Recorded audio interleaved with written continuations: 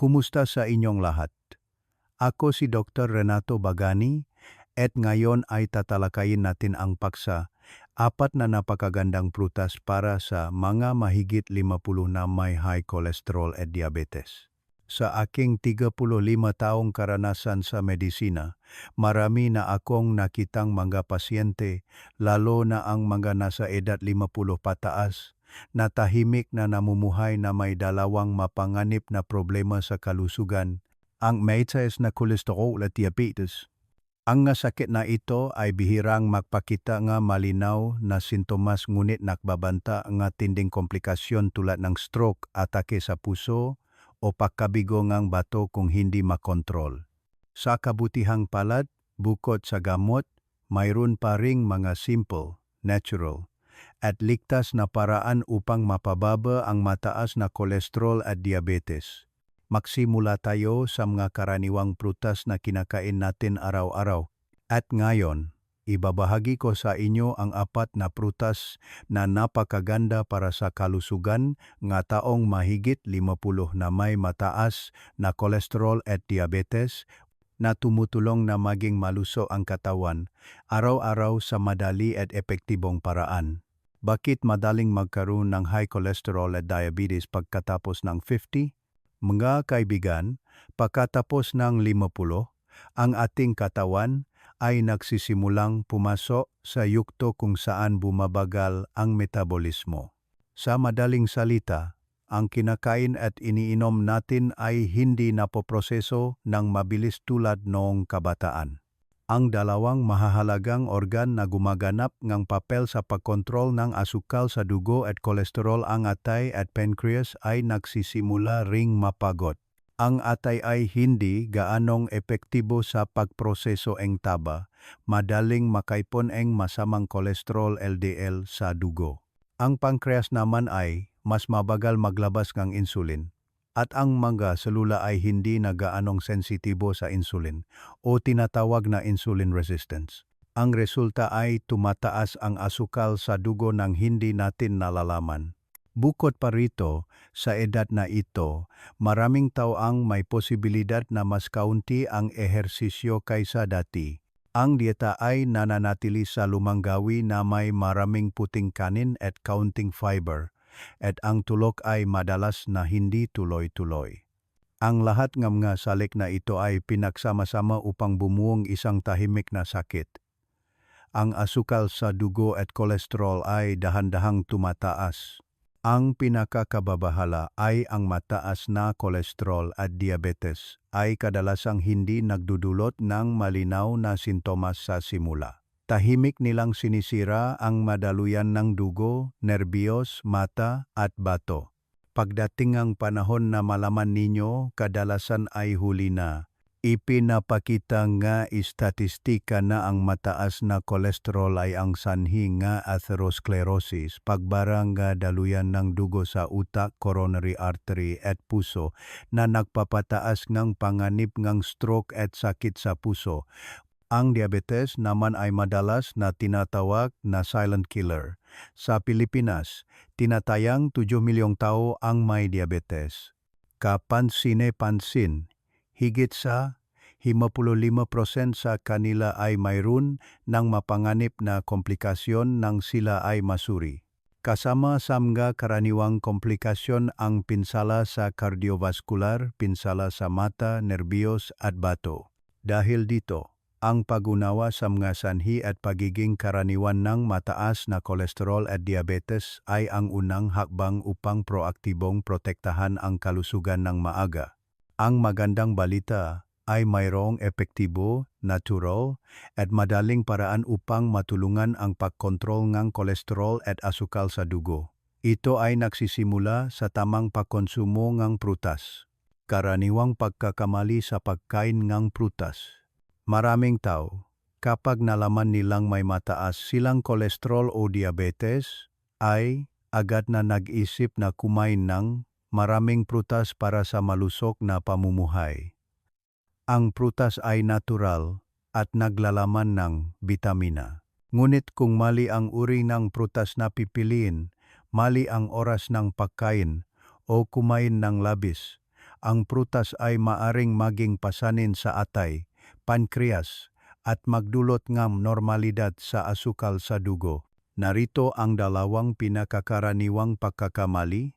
Ang pag-aakalang ang pagkain ng maraming prutas ay laging mabuti, gaya nabanggit, hindi ganap na walang kasalanan ang prutas. Ang ilang prutas ay mayaman sa natural na asukal fructose.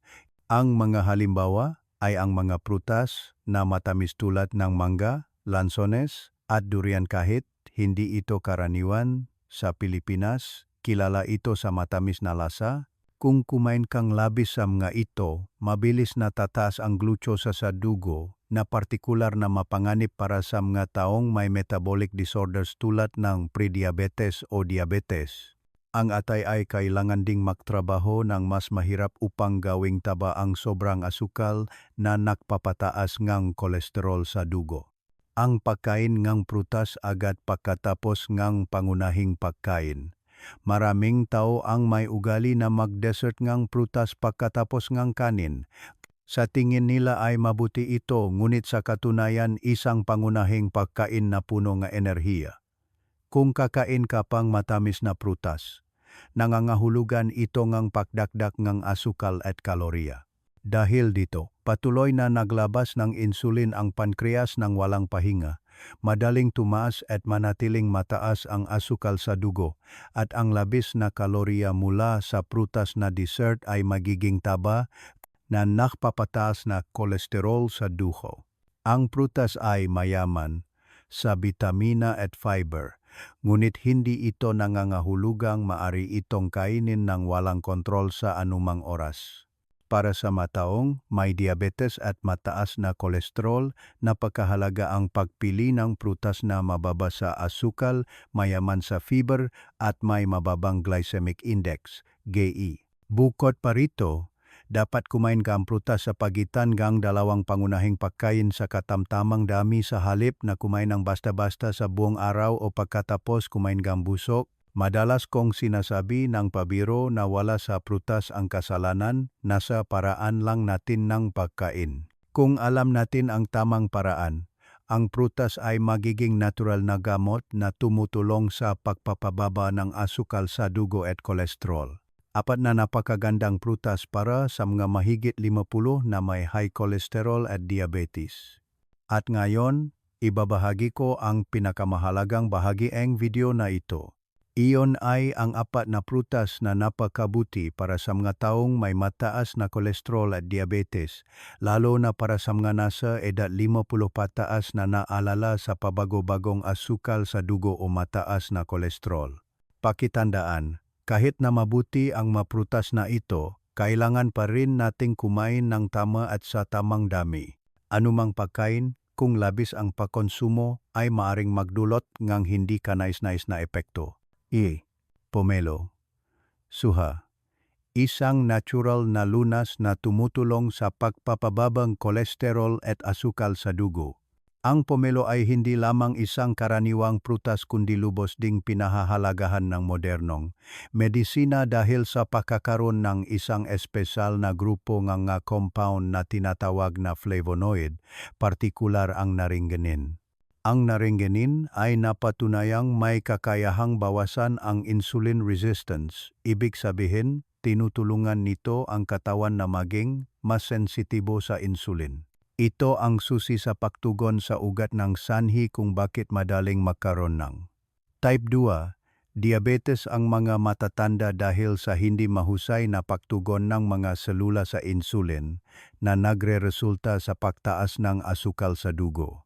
Bukod pa rito, ang naringganin sa pomelo ay nakakatulong din na bawasan ang masamang kolesterol, LDL, at dagdagan ang magandang kolesterol, HDL, sa dugo.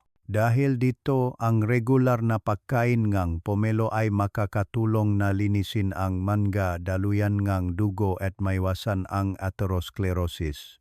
Bukod pa rito, ang pomelo ay nakakatulong din sa pagbabangang timbang sa pamamagitan ng pagtataguyod ng metabolismo ng taba at pagbibigay ng pakiramdam ng kabusugan. Isang randomized control study na inilathala sa Journal of Medicinal Food noong 2006 ay napakita na ang mga matatabang tao na kumain ng kalahating sariwang pomelo bago ang bawat pagkain ay bumaba ng humigit kumulang 8 kilogram sa loob ng kapsantos linggo na mas mataas kaysa sa grupong hindi kumain ng pomelo. Ang grupong kumain ng pomelo ay nakpakita rin ng makabuluhang pagbaba sa antas ng insulin pagkatapos kumain na nakpapatunay na malaki ang pagbuti ng pagiging sensitibo sa insulin. Ang iba pang pag-aral ay nagpakita rin na ang mga taong regular na kumakain ng pomelo ay may posibilidad na bumaba ang LDL at total cholesterol kumpara sa mga hindi kumakain. Tumutulong din ito na dagdagan ang HDL na nagpoprotekta sa madaluyan ng dugo. Hindi lamang flavonoid, ang pomelo ay mayaman din sa bitamina C, potassium at fiber. Ang bitamina C at potassium sa pomelo ay nakakatulong sa paglilinis ng atay, pagkontrol ang presyong ng dugo at paglaban sa pamamagangang daluyang ng dugo. Ang fiber, lalo na ang pectin sa pulp ng pomelo, ay nakakatulong na sumipsip ng labis na kolesterol at asukal sa bituka. Dahil dito, nagiging stable ang kolesterol at asukal sa dugo pagkatapos kumain. Tandaan, kapag kumakain ng pomelo, dapat kumain ng sariwang pomelo na may pulp upang makakuha ang sapat na fiber. Iwasan ang pagdaragdag ng asin o asukal dahil ito ay magpapataas ng hindi kinakailangang dami ng asin at asukal. Iwasan ang pagkain ng pomelo kapag masyadong gutom dahil ang acidity nito ay maaaring magdulot ng pananakit ng tiyan. Ang pinakamagandang oras upang tangkilikin ang pomelo ay humigit kumulang 1 hanggang 2 oras pagkatapos ng tanghalian o sa hapon. Hindi rin dapat kumain ng pomelo ng masyadong gabi dahil ang matubig na prutas ay maaring magdulot ng madalas na pag-ihi sa gabi na magpapahirap sa pagtulog. 2. Bayabas. Mahusay sa pagkontrol ng asukal sa dugo. Ang bayabas ay isang karaniwang prutas ngunit hindi inaasahang kapaki-pakinabang para sa mga taong may diabetes at mataas na kolesterol. Ang unang bentahe ng bayabas ay napakayaman nito sa soluble fiber na pectin. Kapag pumasok sa bituka ang fiber na ito, bumubuo ito ng isang gel na nagpapabagal sa pagsipsip ng asukal sa dugo, pinipigilan ang biglang pagtaas ng asukal sa dugo pagkatapos kumain.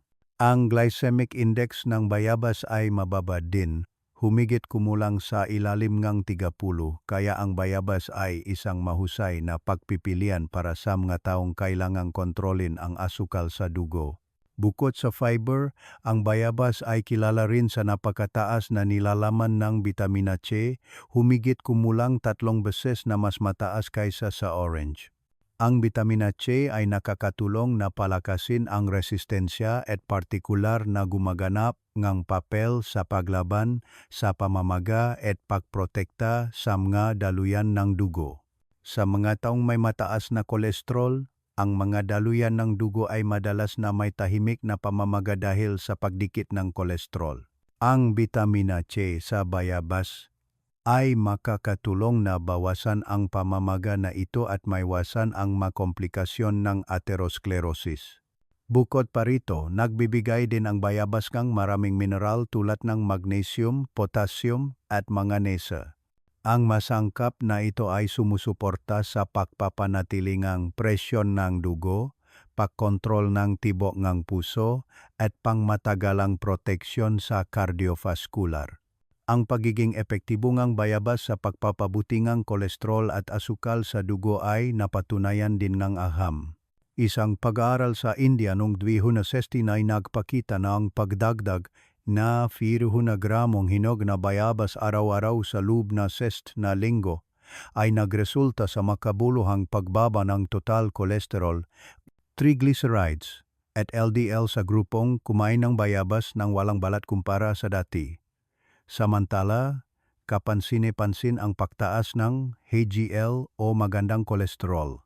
ang fasting blood sugar sa grupong ito ay may posibilidad ding bumaba. Ang resulta na ito ay nagpapatunay na ang pagkain ng hino na bayabas, lalo na ang pulp ng bayabas, ay may positibong epekto sa asukal sa dugo at kolesterol. Ang dahilan ay maaring dahil ang pulp ng bayabas ay naglalaman ng maraming pectin at micronutrients. Samantala, ang berdeng balat ng bayabas ay maaring medyo mapakla at mahirap tunawin para sa ilang tao. Mga paalala kapag kumakain ng bayabas. Dapat pumili ng hino na bayabas na medyo dilaw ang balat upang maging malambot at katamtaman ang tamis nito. Ang sobrang hilaw na bayabas ay maaring magdulot ng bloating, habang ang sobrang hinok at malambot na bayabas ay nawawalan ng ilang bitamina. Kung sigurado kang malinis ang bayabas at walang residues ng pesticide, maaari mong kainin ang balat upang samantalahin ang fiber at bitamina na nasa ilalim mismo ng balat. Gayunpaman, kung mahina ang iyong tiyan o hindi ka sigurado sa kalinisan nito, maaari mong balatan ang balat at partikular na iwasan ang paglubok sa chili salt. Maraming tao ang mahilig maglubo ng bayabas sa chili salt para mas masarap, ngunit para sa mga taong may alta presyon o may panganib sa sakit sa puso, ang labis na pagkain ng asin ay hindi mabuti. Bukod pa rito, ang chili salt ay madalas na naglalaman ng asukal o MSG na hindi kapaki-pakinabang sa kalusugan. Sa wakas, hindi dapat kumain ng bayabas kapag gutom dahil ang mataas na fiber content nito ay maaring mag-stimulate ng tiyan. Pinakamabuting kumain ng bayabas sa pagitan ng mga pagkain, 1,2 oras bago o pagkatapos ng pangunahing pagkain. 3. Melon. Tumutulong na balansehin ang presyon ng dugo, protektahan ang madaluyan ng dugo. Ang melon ay isang prutas na may matamis at sariwang lasa, napakadaling kainin, at napakabuti para sa matatanda na may mataas na kolesterol at presyon ng dugo. Una, ang melon ay napakayaman sa potassium, ang pangunahing mineral sa pagbabalansa ng electrolyte ng katawan. Tinutulungan ng potassium ang katawan na alisin ang labis na sodium, asin. Sa gayon ay sumusuporta sa pagpapanatili ng presyon ng dugo. Maraming pag-aral ang nagpakita na ang dieta na mayaman sa potassium ay malapit na naunay sa pagbabangang panganib ng stroke sa mga taong may hypertension.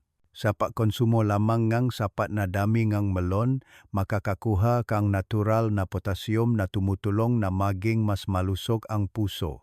Pangalawa, ang melon ay naglalaman ng maraming beta-carotene na provitamin A at vitamina C.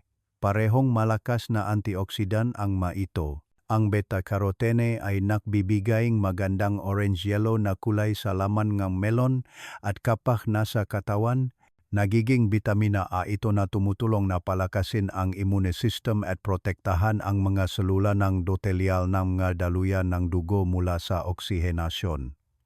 Ito ay isa sa mga sanhi ng pagtigas ng mga daluyan ng dugo. Ang vitamina C ay tumutulong sa immune system at nakakatulong sa pagbabawas ng pamamaga at pagpapalakas ng mga daluyan ng dugo. Pangatlo, ang melon ay mayroon ding katamtamang antas ng soluble fiber na tumutulong na bawasan ang pagsipsip ng masamang kolesterol. Sa katunayan, inirekomenda ang mga eksperto sa nutrisyon ang pagdaragda ng 5,10 gramo ang soluble fiber araw-araw upang mabawasan ang humigit kumulang 5% ang LDL cholesterol sa dugo.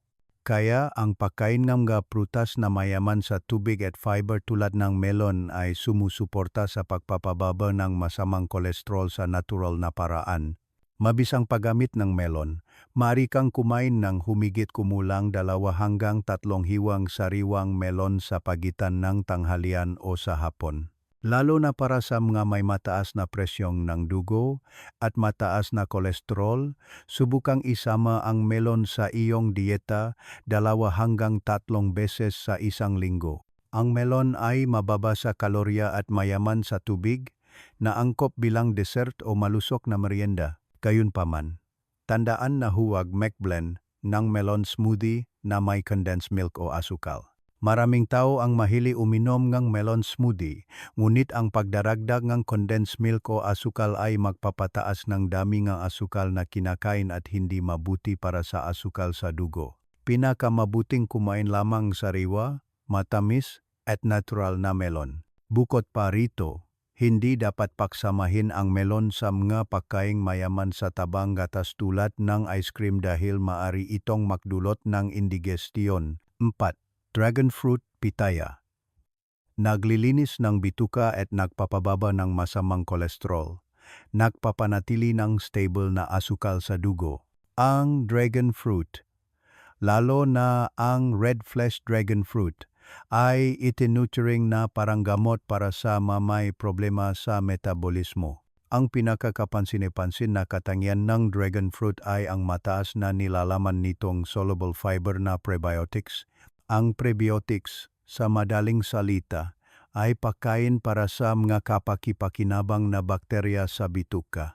Kapag kumain kang dragon fruit, ang prebiotic fiber ay nagpapakain sa mga kapakipakinabang na mikrobyo sa bituka na nagpapalusok sa iyong digestive system at pumipigil sa constipation. Ang isang malusog na bituka ay sumusuporta sa katawan na magpalabas ng labis na kolesterol ng mas mahusay habang pinapabuti ang pagiging sensitibo sa insulin. Ang red-fleshed dragon fruit ay mayaman din sa anthocyanins.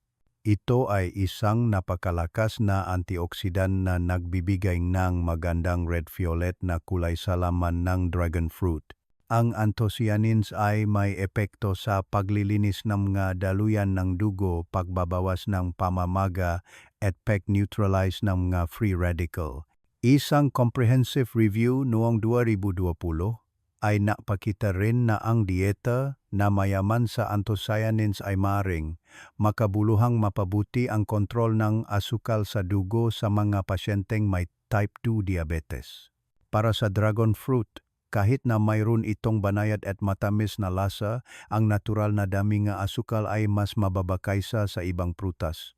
Tungkol sa glycemic index ng dragon fruit, ito ay kabilang sa mababang grupo, kaya ang pagkain nito ay hindi magpapataas ng asukal sa dugo ng mabilis. Sa katunayan, isang pag-aral noong 2012 ay nagpakita na ang pagkain ng red dragon fruit ay nakatulong na makabuluhang bawasan ang total kolesterol sa mga pasyenteng may type 2 diabetes.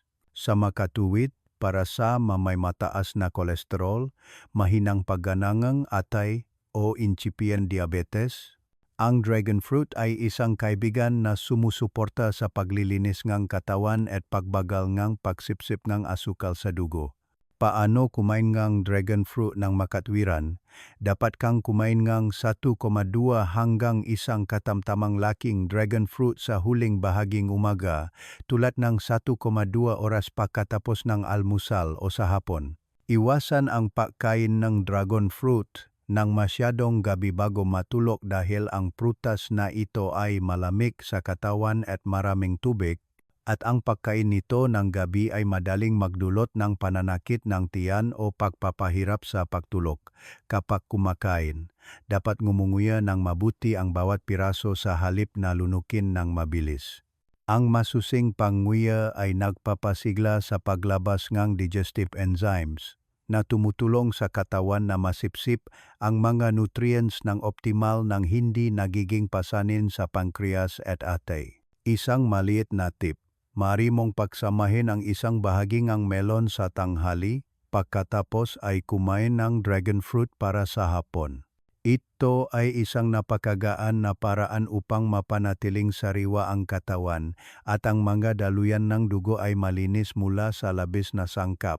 Ang matamang at simpleng pagpipilian araw-araw ay ang paraan upang mapangalagaan ang matagalang kalusugan. Hindi kailangan ng komplikado at magastos, at hindi kailangan na umasa sa mga gamot. Mga kaibigan, ang kalusugan sa pagtanda ay hindi nagmumula sa mga magic pills kundi sa matamang gawi at pagtitiyaga araw-araw. Ang pagdagdang isang hiwaang pomelo, isang bayabas, o isang pirasong melon sa ating dieta ay maaring magdulot ng benepisyo sa ating asukal sa dugo at kolesterol. Sana, sa pamamagitan ng video na ito, nagkaroon kayo ng kapaki-pakinabang na kaalaman upang mamuhay ng malusog, masaya, at mas makabuluhan. At mula ngayon, subukang ilapat ang isa sa 4 na prutas na nabanggit sa inyong mameryenda, panatilihin itong regular, at damhin ang unti-unting pagbuti ng inyong katawan. Naniniwala ako na ang maliliit na pagbabago ay magdudulot ng malalaking resulta kung magpapasya tayong ipatupad ang mga ito. Kung nakita ninyong kapaki-pakinabang ang nilalaman ngayon, huwag kalimutang i-like at mag-subscribe sa Dr. Renato Bagani Official Channel upang patuloy na makasama ako sa paglalakbay na itong proactive na pangangalaga sa kalusugan. Ibahagi ang video sa pamilya at mga kaibigan, lalo na sa mga mahigit 50, upang maging malusog tayong lahat. Maari rin kayong mag-iwan ng komento sa ibabang video tungkol sa inyong karanasan o mapaksa sa kalusugan na interesado kayo.